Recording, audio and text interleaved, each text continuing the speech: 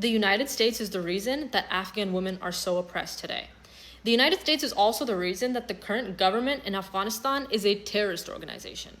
If you want to educate yourself more on the situation in Afghanistan today, I'm going to give you a brief historical context of the events leading up to the current situation. Now, Afghanistan has an incredibly rich history, so many different events, but just for the sake of this video being focused on the US role in Afghanistan, I'm going to start the history off at the Soviet invasion. Now, the Soviet rule in Afghanistan was between 1979 to 1989. This is when the USSR took power, and this was also the time of the Cold War. So the United States' number one enemy was Russia. The number one enemy was the spread of communism through the USSR. The United States wants to destroy the USSR. So how do they do this? The CIA runs one of the largest covert operations in CIA history called Operation Cyclone. So the United States starts to fund Afghan fighters called the Mujahideen.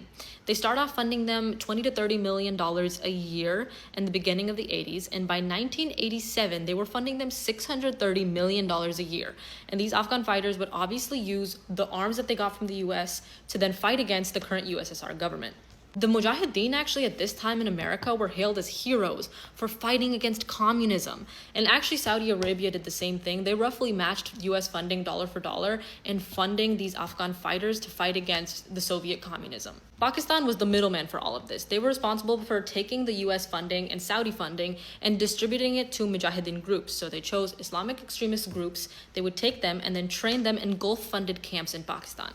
In 1989, the Soviet Union collapses after failing to defeat so many insurgencies. The United States wins. We win the Cold War. So what do? We leave Afghanistan. That was our battleground, and now we don't have to clean up. So that leaves the Mujahideen, the armed Afghan forces, with a shit ton of arms and a shit ton of money. So what do? They don't have a common enemy to fight against, so they start fighting against each other. They form different tribes, the Pashtuns, Tajiks, Uzbeks, different tribes start forming different factions, and they start fighting against each other. Afghanistan has now erupted in a full-blown civil war, and this civil war did more damage to the infrastructure in Afghanistan than the Soviet occupation did.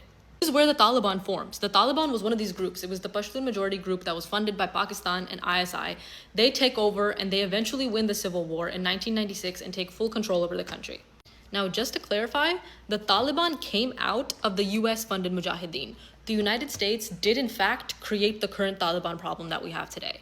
So from 1996 to 2001, you have the first Taliban regime, which was also incredibly oppressive towards women. You had mandatory burqas. Women were not allowed to go to school. Music was banned. Even Afghan minorities, like religious minorities, were also persecuted against. They had to wear yellow bands on their arms to symbolize that they were not Muslims to the government, similarly to Jews in Nazi Germany. And also they had to pay jizya, which is a non-Muslim tax. It was just an incredibly oppressive environment. Then 9/11 happened, and the United States took control of Afghanistan fully. A lot of people believe that the United States finally brought democracy to Afghanistan, but this is the furthest thing from the truth. Not only did Afghanistan already have its own system of democracy called the Loya Jirga that actually is older than the United States version of democracy, but the United States faked a lot of elections in Afghanistan. In 2009, this president that the United States has picked for Afghanistan was up for re-election. They manufactured fake voting spots, ghost polling spots, that when you would go, they would be written on paper that there's a polling spot there. You would go and they realize, oh my God, there's no place to vote here. They manufactured tens and thousands of fake ballots, and they did this all through Hamid Karzai's brother, who was on the CIA's payroll. They did this in the 2014 election when it was Ashraf Ghani versus Abdullah Abdullah.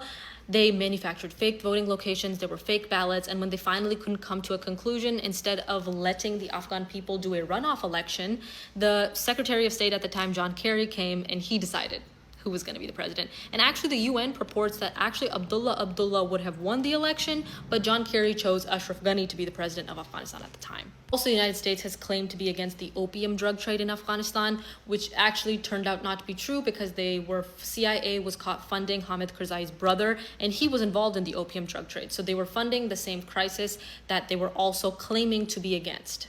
Another thing, the US would create this fake illusion of economy, a shadow economy, and they would fund private contractors and they would fund the militias of different warlords instead of directly funding the Afghan army. So what this did is this created more tribalism because now there's different warlords who are getting US cash and US arms without the oversight of the Afghan government, which was the reason that it was able to so easily collapse when the United States left. That's why the Taliban was able to take such power, because the United States was still funding separate militias, separate war groups. They were never interested in strengthening the Afghan government so that it could stand up for itself. So the US is the reason. The US is the reason they funded the Mujahideen, which became the Taliban, which is the same Taliban that is oppressing women today and forcing them to wear burqas. So yes, this is a feminist issue, but more importantly, this is an imperialist issue.